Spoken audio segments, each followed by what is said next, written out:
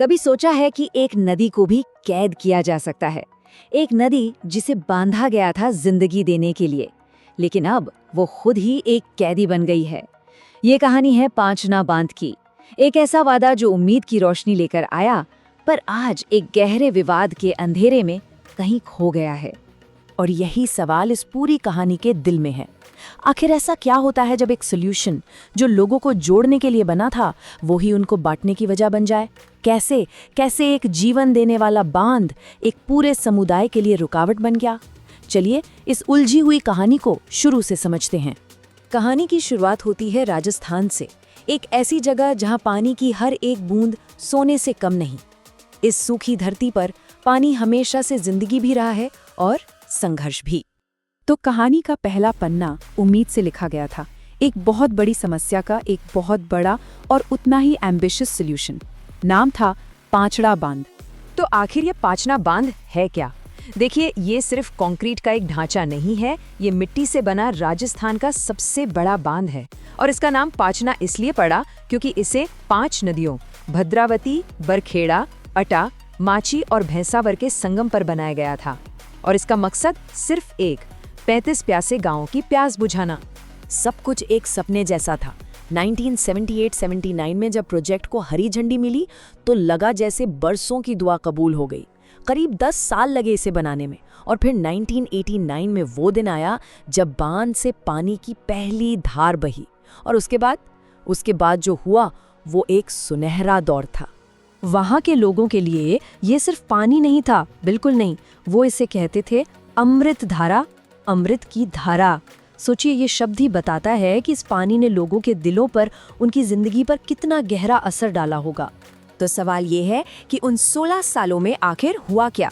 ये समझना बहुत जरूरी है कि बांध के पानी ने सिर्फ खेतों की प्यास नहीं बुझाई, उसने पूरे समाज का चेहरा ही बदल कर रख दिया। बदलाव जमीन पर दिख रहा था। जरा सोचिए, जहां पहले जमीन बंजर थी, पीने के पानी के लिए संघर्ष था, अब वहां साल में 2-2, 3-3 फसलें लहलहा रही थी। लोगों के पास पैसा आया और तो और समाज में भी बदलाव आया। जिन गांवों में पानी की कमी की वजह से कोई अपनी बेटी ब्याना नहीं चाहता था, अब वही गांव खुशहाल माने जाने लगे। 16 साल, पूरे 16 साल, एक पूरी की पूरी पीढ़ी इस खुशहाली को देखते हुए बड़ी हुई। ऐसा लगने लगा था कि सबसे बड़ी मुश्किल तो अब हमेशा के लिए खत्म हो गई है। लेकिन कहानी ने एक बहुत ही दुखद मोड़ ले लिया, और यहीं से कहानी का दूसरा और बेहद दर्दनाक अध्याय शुरू होता है। एक ऐसा अध्याय जिसमें अमृतधारा में सियासत का जहर घुल गया। पानी जो जोड़ने का काम कर रहा था, अब तोड़ने की वजह बन गया। इस पूरे संघर्ष की चिंगारी कहां से भड़की? इसकी जड़ें थीं 2006 के गुज्जर आरक्षण आंदोलन में। ये एक बहुत बड़ा सियासी आंदोलन था जो पूरे राजस्थान में फैला, और दुर्भाग्य से इस आंदोलन ने 2 समुदायों, गुज्जर और मीणा, के बीच जबरदस्त तनाव पैदा कर दिया। लेकिन सवाल ये है कि पूरे राज्य का एक सियासी मुद्दा पांचना बांध के लिए इतना बड़ा नासूर कैसे बन गया? इसका जवाब छिपा है उस इलाके के भूगोल में, वहां की बसावट में। यहीं पर भूगोल ने एक बहुत अहम किरदार निभाया। देखिए, हुआ ये कि बांध के बिल्कुल पास जो गांव बसे थे वो गुजर बहुल थे, और बांध से जो नहरें निकलती थीं, जो 35 गांव तक पानी पहुंचाती थीं, वो ज्यादातर मीणा बहुल गांव थे। बस इसी भौगोलिक और सामाजिक बंटवारे ने एक सियासी चिंगारी को स्थानीय पानी के विवाद की आग में बदल दिया।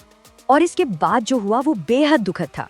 जो पानी कभी लोगों को जोड़ता था, अब वो उन्हें बांटने वाला एक हथियार बन चुका था।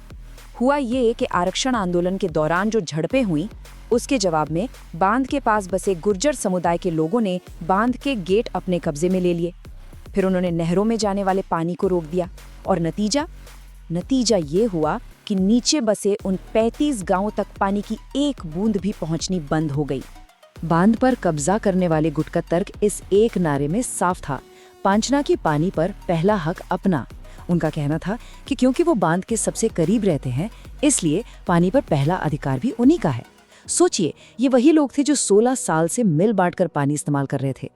और ये हमें ले आता है कहानी के सबसे निराशाजनक हिस्से पर, वो गतिरोध, वो स्टेलमेट जो 1 दशक से भी ज्यादा समय से बना हुआ है। इससे बड़ी विडंबना और क्या होगी। बांध पानी से लबालब भरा है, लेकिन वो पानी कैद है। जिस समाधान को बनाने में सालों लगे, करोड़ों रुपया लगे, वो आज किसी के काम नहीं आ रहा। और इसका असर जमीन पर साफ साफ दिखता है। वो नहरें जिनमें कभी अमृत धारा बहती थी, आज वो झाड़ियों और खरपतवार से भरी पड़ी हैं, खंडहर बन चुकी हैं। ये सिर्फ नहरों का टूटना नहीं है, ये उस भरोसे का टूटना है जो कभी इस इलाके में था। तो आज की सच्चाई क्या है? 35 गांव को पानी नहीं मिल रहा, खेत फिर से बंजर होने लगे हैं, सिंचाई की नहरें बर्बाद हो चुकी हैं, और वो बांध पानी से लबालब भरा बस एक मूक दर्शक बना खड़ा है। सालों की सरकारी कोशिशें, बातचीत सब बेनतीजा रहीं। तो आखिर में सवाल यही बचता है कि जब पानी भी हो, टेक्नोलॉजी भी काम कर रही हो, लेकिन इंसानी संघर्ष उस समाधान को ही बंदी बना ले, तो फिर आगे का रास्ता क्या है? पांचना बांध की कहानी सिर्फ पानी की लड़ाई नहीं है, ये आपसी सहयोग की नाकामी और एक टूटे हुए वादे की कहानी है।